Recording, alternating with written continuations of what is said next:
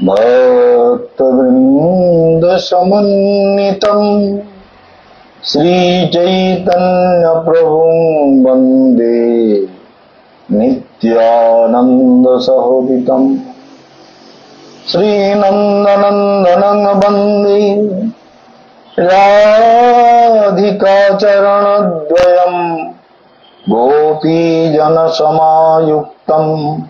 वृन्दावनं मनोहरम् वन्दे नन्दव्रजस्त्रीणां पादरेणुमभीक्ष्णशः यासां हरिकथोद्गीतं पुनाति भुवनत्रयम् हरेर्नाम हरेर्नामैव केवलम् कलो नस्तेव नस्तेव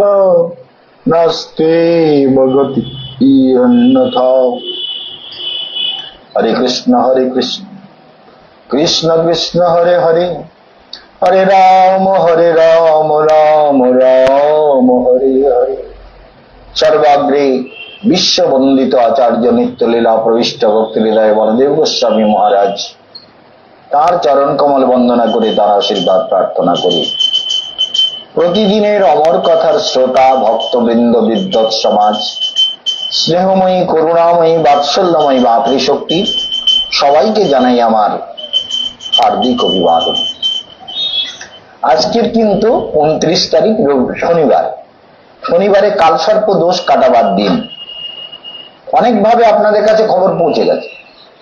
22 तारीखे जेहेतु आमार जन्मदिन छिलो, पूर्णिमा गेছে, शनिवार जन्मदिन छिलो और এই শনিবারে কালসর্প দোষ কাটাবার দিন এবং পরের শনিবারেও কালসর্প দোষ কাটাবার দিন রয়েছে।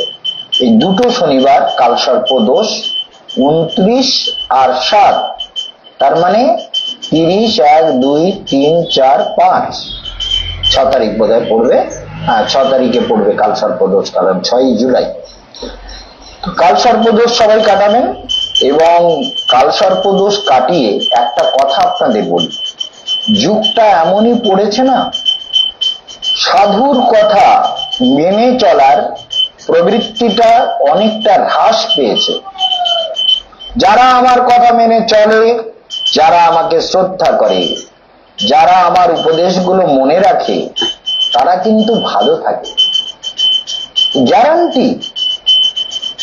হাজার হাজার ভক্ত যারা জুড়ে আছে, যারা গুরুদেবের কথাকে শোনে, শনিবারের দিন কালসর্প দোষ থাকলে ঘোড়ার নালে আগে গঙ্গা জল ছিটিয়ে দিয়ে, সর্ষে তেল লাগিয়ে, সিঁদুর লাগিয়ে, ধুনোর ধোঁয়া দিয়ে, ঘরে বাইরে সর্বত্র দিয়ে, তেলের মধ্যে নিজের মুখের ছায়া, যেটা আমি আজকে পড়াবো গঙ্গার ঘাটে।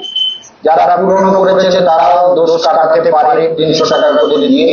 যে কালসর্প দোষের একটা বাটিতে তেল নিয়ে তার মধ্যে নিজের মুখচ্ছবি দেখে তার মধ্যে নিজের নাম আর গোত্র বলে কালসর্প দোষ মুক্তি লাভার্থম, মানে কালসর্প দোষ মুক্তি লাভের জন্য শনি দেবায় রাহু দেবায় কেতু দেবায় শনিশ্চরায় রাহবে কেতবে সমর্পয়ামি। শনি রাহু কেতুর উদ্দেশ্যে আমি এই ইদম তৈলম নাম গোত্র সমন্বিতম সমর্পয়ামি, নাম গোত্রকে সংযুক্ত করে প্রবাহিত করবেন প্রতি শনিবারে। জীবন ভালো থাকবে। শুনবেন না তো, যারা শুনবেন না তারা ভুগবেন, এটা নিয়ম। সাধুর কথাকে শুনুন, বাড়িতে বাস্তুযন্ত্র লাগান, বাড়ির গেটে ঘোড়ার নাল লাগান। যারা আসছেন আজকের ঘোড়ার নাল নিয়ে যাবেন, বাস্তুযন্ত্রম নিয়ে যাবেন, বাড়িতে বাস্তুযন্ত্রমের পূজা নিয়মিত করবেন। সমস্ত কোণগুলোতে দেবতার অবস্থান দেখানো আছে, বৈদিক বিধানে তৈরি করা বাস্তুযন্ত্রম।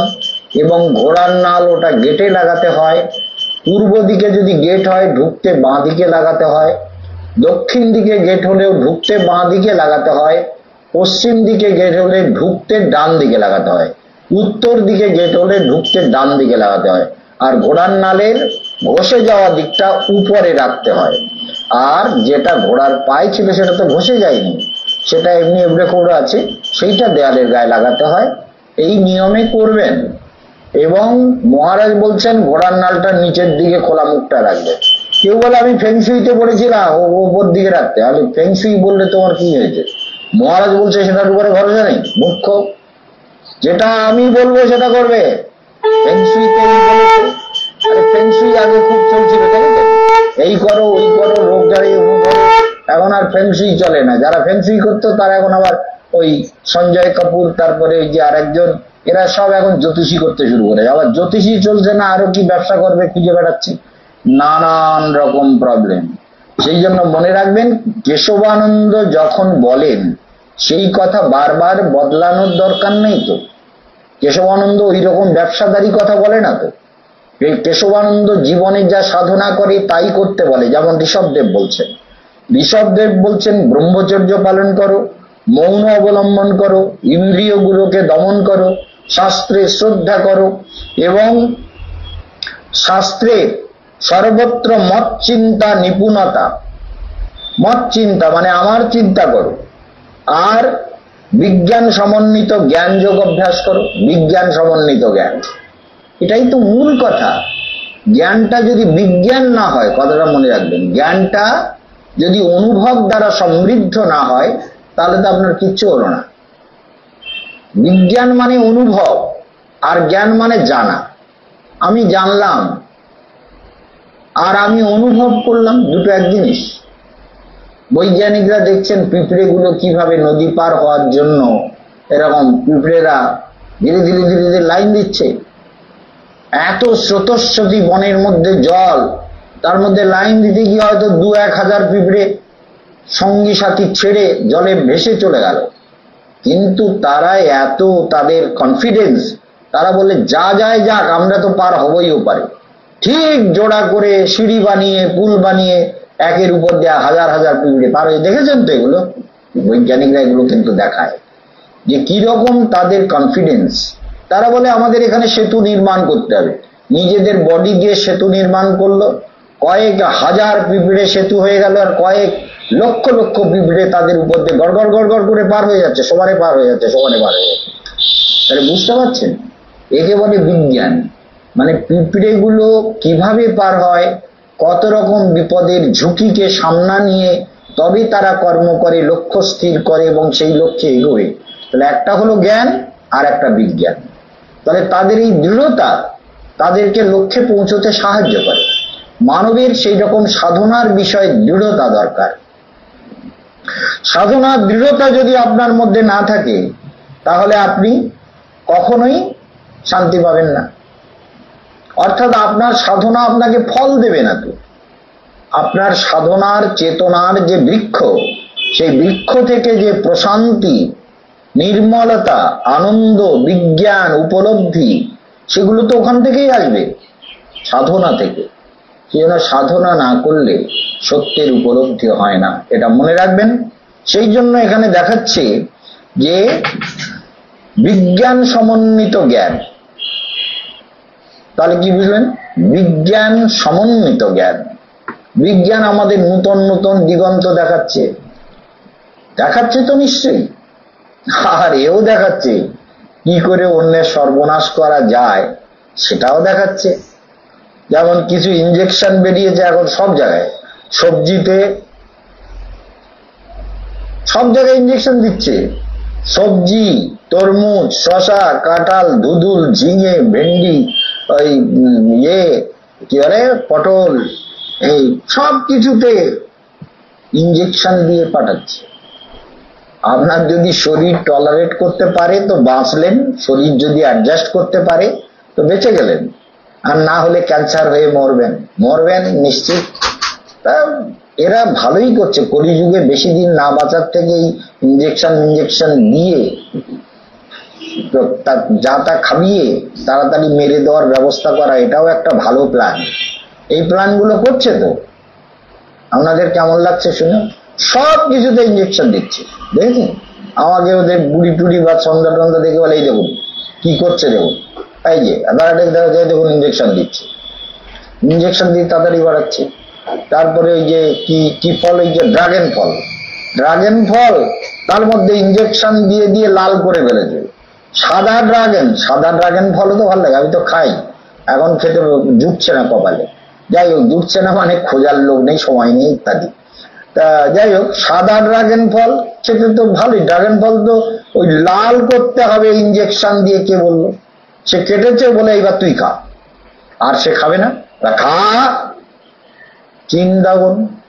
সাদা ড্রাগন ফল, একদম সাদা যেগুলো, সেগুলো কিন্তু ভালো, সুগারের জন্য ভালো এবং যথেষ্ট পুষ্টিকর ড্রাগন ফল। বিদেশে তো এমনি জঙ্গলের মধ্যে হয়, যেমন জঙ্গলি ফল হচ্ছে আনারস। দেখবেন বেডখানা টানা ইত্যাদি ঘরের পুকুরের ধারে ধারে সব জঙ্গল মতো হয়, তার মধ্যে আনারস হয়। তো আনারস আজকাল অবশ্য বিজ্ঞানসম্মত ভাবে আরো চাষ হচ্ছে।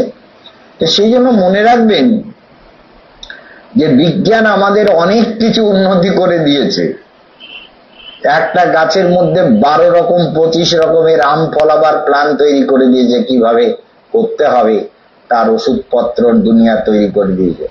তার সঙ্গে সঙ্গে কি করে আপনার শরীরে ক্যান্সার ঢুকিয়ে নানান রকম প্রবলেম করে আপনাকে সর্বনাশ করা যায় সেটাও দেখিয়েছে। আবার তার সঙ্গে সঙ্গে ও বের করছে একটা লোককে একটা ইঞ্জেকশন দিলে 50 বছর আয়ু বেড়ে যাবে, বের করছে এখনো। সে আপনার আমার কাছে আস্তে আস্তে আমাদের গোষ্ঠীর ষষ্ঠী পুজো হয়ে যাবে। মরে টরে আমরা কোথায় গিয়ে কি করবো, তার ভগবানের কাছে যাবো না, জায়গায় যাবো। সে যার যেমন সাধন চেতনা, চিন্তা ভাবনা এবং কনফিডেন্স, সে সেখানেই যাবে। কেশবানন্দ কোথায় যাবে কেশবানন্দ জানে, আর আপনি কোথায় যাবেন আপনিও জানেন। আমি জানি না তো, বলে এইটাই তো কথা, ওটাকেই বলে অজ্ঞানতা। এই এতক্ষণ ধরে তো ঋষভদেবের ওই কথাই বললাম। ঋষভদেব বলছেন যারা জানে না তারা সংসারে আবার অন্ধকারে ঢুকবে। তো অন্ধম তমম প্রবিশন্তি যে অবিদ্যা উপাসতে, অবিদ্যার ঘোরে যারা ঘুরছে তারা অন্ধকারে প্রবেশ করবে। ভূতগুলো কোথায় থাকে? অন্ধকারে। দেখেছেন?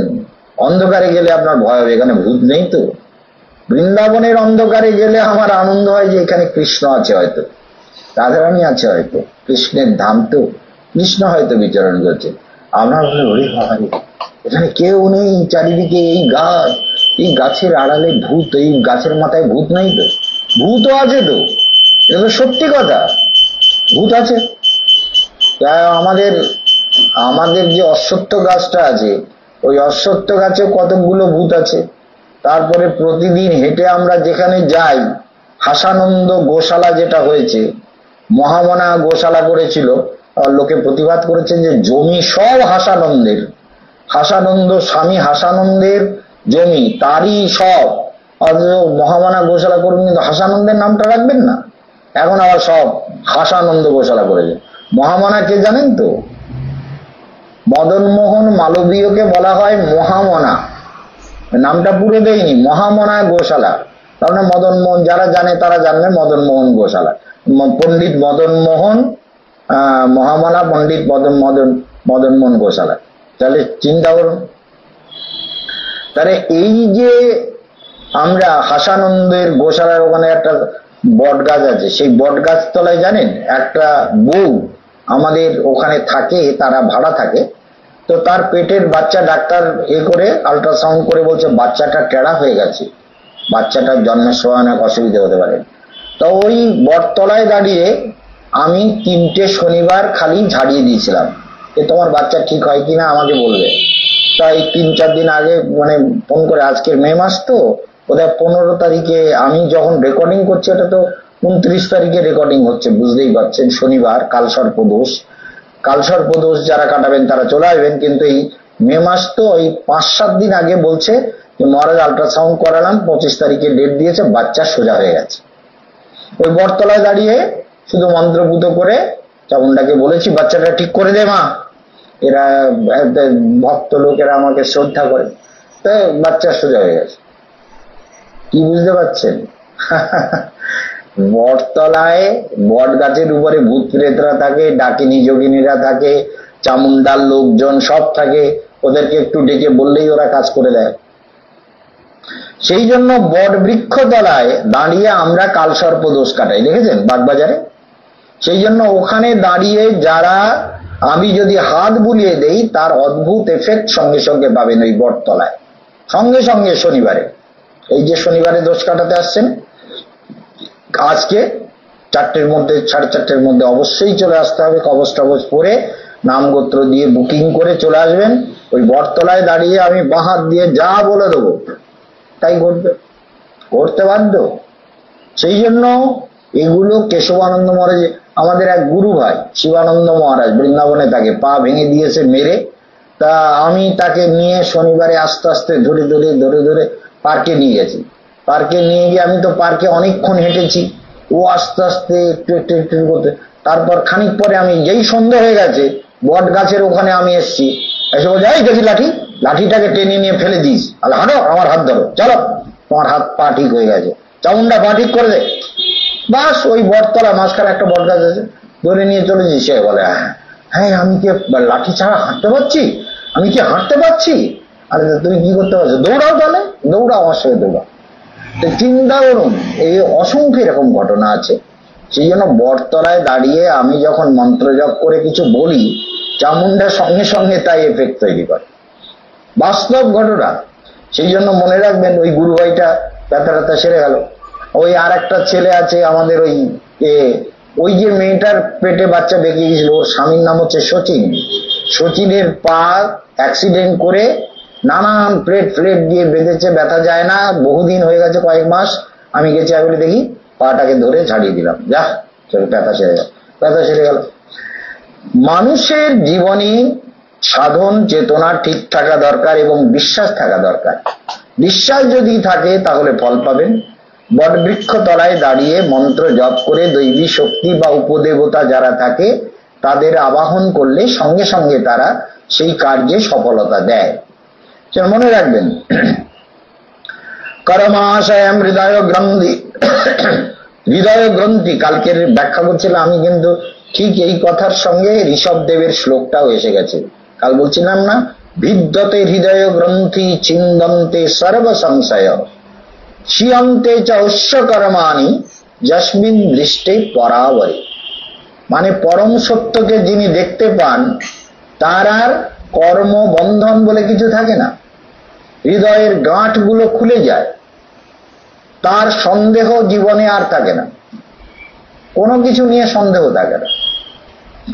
ভালো করে শুনবেন, এই সন্দেহই তো জগতে গেল শেষে, এটা ভালো না, এটা ঠিক না, এটা বেঠিক, এটা এই, এটা ওই, তো নানান রকম সমস্যা। সেই জন্য মনে রাখবেন, চিন্তন্তে সর্বসংশয় শিয়ন্তে চ অশ্য কর্মাণি যস্মিন দৃষ্টে পরাবরে। কর্মের সমাপ্ত হয়ে যায়, আর বন্ধন হয় না, পরম সত্যকে যখন দেখতে পায়। এখানে ঋষভদেব তাই বলছেন, কর্মাশয়ম হৃদয় গন্ধি বন্ধ অবিদ্যাশিত প্রমত্তঃ। অবিদ্যা, অজ্ঞানে প্রমত্ত, শুধু মত্ত না, প্রমত্ত। মনে রাখবেন, অনেন যোগেন যথোপদেশাৎ সম্যক ব্যাপহ পরমেত যোগাৎ। মনে রাখবেন যে হৃদয় গ্রন্থিকে ছেদন করে এই যে যোগের উপদেশ তিনি করছেন, কর্মবাসনাকে ছেদন করে সম্যক রূপে ছেদন করতে হবে এবং সঙ্গে সঙ্গে যোগের সঙ্গে পরম পুরুষের সঙ্গে যুক্ত হতে হবে। সমস্ত ইন্দ্রিয় বৃত্তিগুলো, জ্ঞানগুলো, এগুলো একটু একটু করে জীবনকালে যদি একটু একটু করে বাচ্চাদের, নাতিপুতিদের, ছোট ছোটদের একটু একটু করে কনসেন্ট্রেশন গুলো ডেভেলপ করেন, তাহলে জীবনে অনেক লাভ। আপনার লাভ, আপনার পুত্র কন্যার লাভ, আপনার সংসারের লাভ, আপনার নাতিপুতির লাভ, বিদ্যা লাভ, জ্ঞান লাভ, সবকিছুতেই লাভ হবে যদি আপনি সত্যিকারের এগুলো তাদেরকে একটু একটু করে অভ্যাস করান। নিজে করবেন আর তাদের করাবেন। আমাকে জিজ্ঞেস করছেন, স্বামীজি মেয়েটাকে আধ ঘন্টা ধ্যান করাবো? তাহলে গায়ের জোরে ধ্যান করালে তো ধ্যান করবে না, ধ্যানাচি করবে। ওকে একটু একটু করে ধ্যান করাও, যতক্ষণ মন চাইছে শান্ত হয়ে নারায়ণকে ভেতরে ধ্যান করো। ওম নমো ভগবতে বাসুদেবায়, ওম শ্রী ভেঙ্কটেশম মনসা স্মরামি, শ্রী বদ্রী নারায়ণম মনসা স্মরামি। এই তীর্থস্থানে গেলে এই সুবিধাগুলো হয়। তীর্থস্থানে যখন যাবেন না, এই তীর্থগুলোকে পরিক্রমা করলে মনকে কন্ট্রোল করার একটা পাওয়ার তৈরি হয়। আমি যখন এটা আমি অনেকবার বলেছি, আজকের আবার আরেকবার বলে দিই।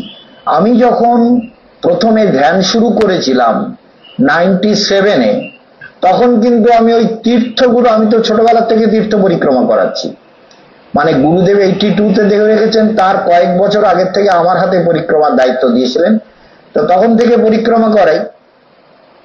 সেই জন্য আমি ধ্যানে বসে কি করতাম, মনটাকে ঘোরাতাম কোথায়, মদন মোহন মন্দিরে চলো, গিয়ে প্রণাম করো, মদন মোহনের আশীর্বাদ গ্রহণ করো, তারপর অষ্টসখী মন্দিরে চলো, সেখানে গিয়ে প্রণাম করে আশীর্বাদ নাও, তারপরে বাকি বিহারী মন্দিরে চলো। মনকে নিয়ে গেলাম, কারণ সেখানে অনেকবার গেছি, বাকি বিহারীতে গিয়ে প্রণাম করলাম। তারপরে রাধা বল্লভ মন্দিরে চলো। রাধা বল্লভ মন্দিরের ওই মোড়টায় একটা মন্দির ছিল, সেটা এখনকার লোকেরা জানে না, সেটা একটা বলরাম মন্দির ছিল, বলদেবের মন্দির, সেটা এখন নেই, সেগুলো সব দোকান হয়ে গেছে।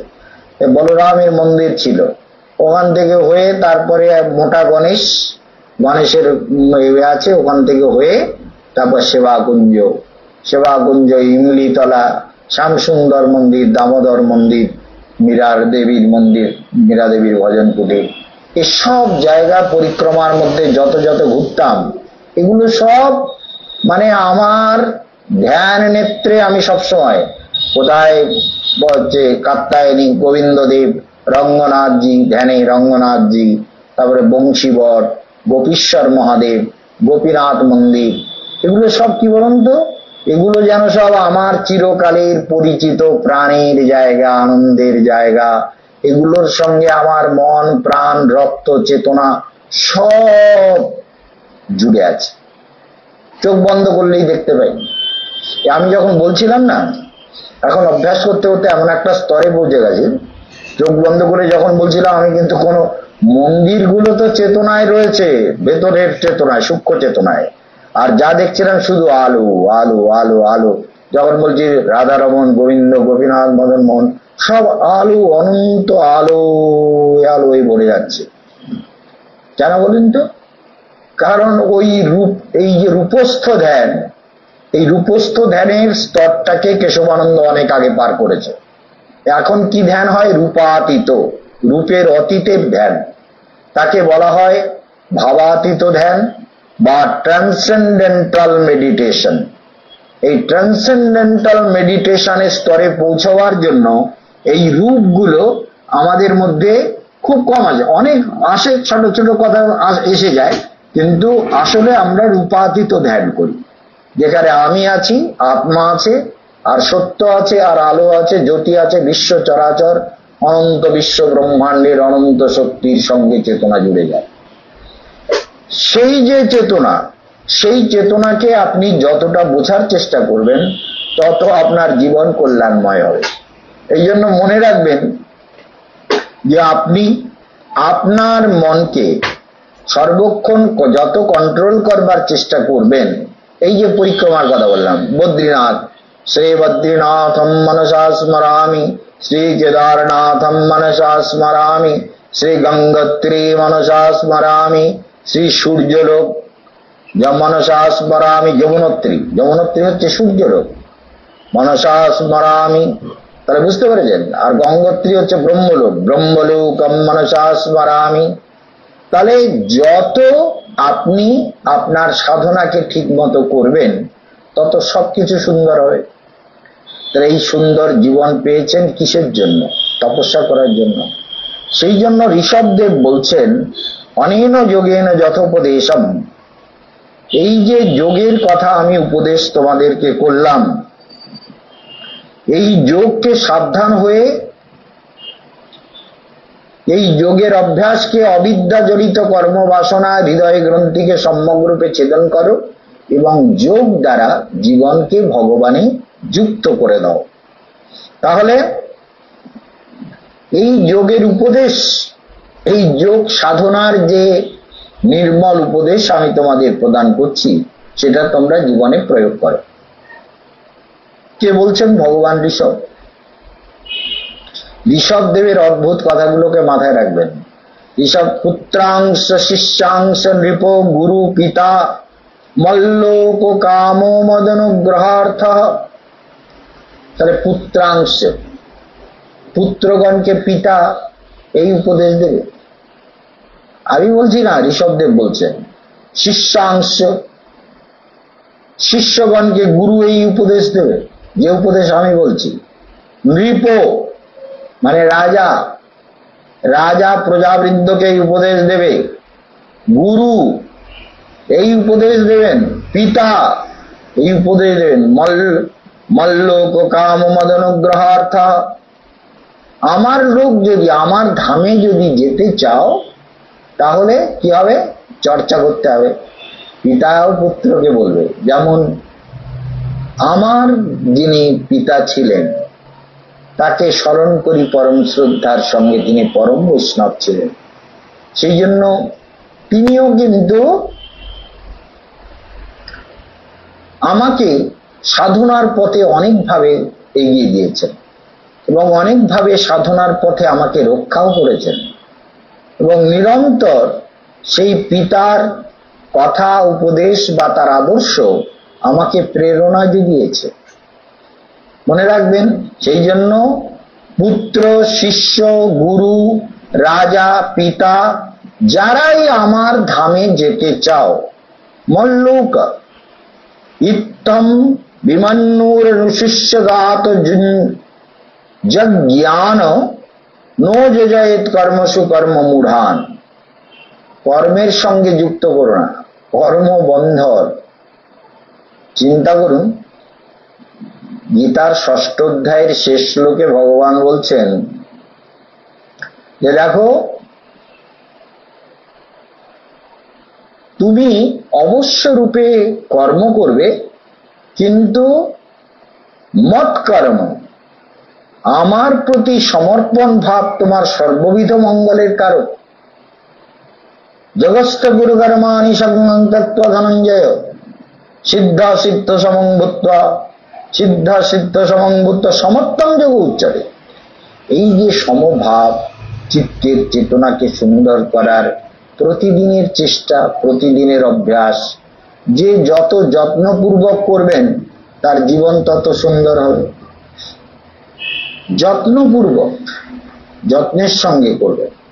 সেই জন্য মনে রাখবেন যে আপনাদের বলে দেওয়া হলো, আজকে শনিবার, কালসর্প দোষ যারা কাটাবেন এক্ষুনি নাম গোত্র দিয়ে ফোনে নাম বুক করে দেবেন, বাগবাজারে চলে আসবেন, একদম 240 নম্বর বাস স্ট্যান্ড। এই কথাটা আপনাদের মাথায় থাকে না, ফোন করে বলেন কোথায় যাব, আমি যেতে পারছি না, এইসব করেন কেন? সোজা 240 নম্বর বাস স্ট্যান্ড, বাগবাজার মোড়, সঞ্জীবনী নার্সিংহোমের বিপরীত সাইডে, বিপরীত দিকে, অপোজিট সাইডে। এখানে প্রথমে ইন্ডিয়ান ব্যাংক, এলাহাবাদ ব্যাংক, যেটা ইন্ডিয়ান ব্যাংক হয়ে গেছে, আর তার পাশে আর একটা ব্যাংক হয়েছে প্রথমে, সেটা এক্সিস ব্যাংক। এই এক্সিস ব্যাংক, ইন্ডিয়ান ব্যাংক, তার আগের বাড়িটা আমাদের বাড়ি। ওখানে দেখবেন অমর কথার পতাকা লাগানো আছে, ব্যানার লাগানো আছে, আমার ফটোও দেওয়া, পতাকাতেও ফটো দেওয়া আছে। তো সেখানে দেখে সোজা 3 তলায় চলে আসবেন, ভুলে যাওয়ার কোনো কারণ নেই। 240 নম্বর বাস, 200 মানে 240/1 আবার আর একটা বাস দিয়েছে, সেটা গল্ফ গ্রিন পর্যন্ত। এগুলো দুটো বাসই ওইখানেই স্ট্যান্ড। তারপর 93, 79B ওইখানেই স্ট্যান্ড। বাগবাজার ভূতল পরিবহন ওখানেই স্ট্যান্ড। সেই জন্য আপনারা খোঁজার তো কোনো দরকার নেই। আর লঞ্চে এলে তো বাগবাজার লঞ্চ ঘাট থেকে হেঁটে মোড়েই চলে আসবেন, একদম মোড়ে যেখানে বাসগুলো চলছে, সেখানে দেখবেন অপোজিটেই আমাদের আশ্রম। যাই হোক, এখানে আলোচ্য বিষয় যে কালসর্প দোষ আজকের যেমন কাটাচ্ছেন, আগামী শনিবারেও কাটাবেন। ঘোড়ান্নাল বাস্তুযন্ত্রম বই নিয়ে নেবেন এবং যারা বৃন্দাবন পরিক্রমায় যাবেন কালকে বা পরশুর মধ্যে অবশিষ্ট টাকা জমা দেবেন। এবং সবাইকে জানিয়ে দিলাম যে সবাই যদি কেউ আমাদের গঙ্গোত্রীতে যেতে চায় তারাও যদি টাকা নিয়ে আসে, যদি ফোন করে বলবেন আছে জায়গা, এইসব ফোন টোন করবেন না, টাকা নিয়ে আসবেন, থাকলে সঙ্গে সঙ্গে টিকিট কাটবো আমরা, বাগবাজারেই তো আমাদের কাউন্টার। সোমবারের দিন সঙ্গে সঙ্গে টাকা আমরা অনলাইনে দেখে নিয়ে টিকিট কেটে নেবো, যদি থাকে সিট। এটা জানিয়ে দিলাম। সবাই ভালো থাকুন। কালকের আবার 6:30টায় প্রোগ্রাম শুনুন। ওম শান্তি।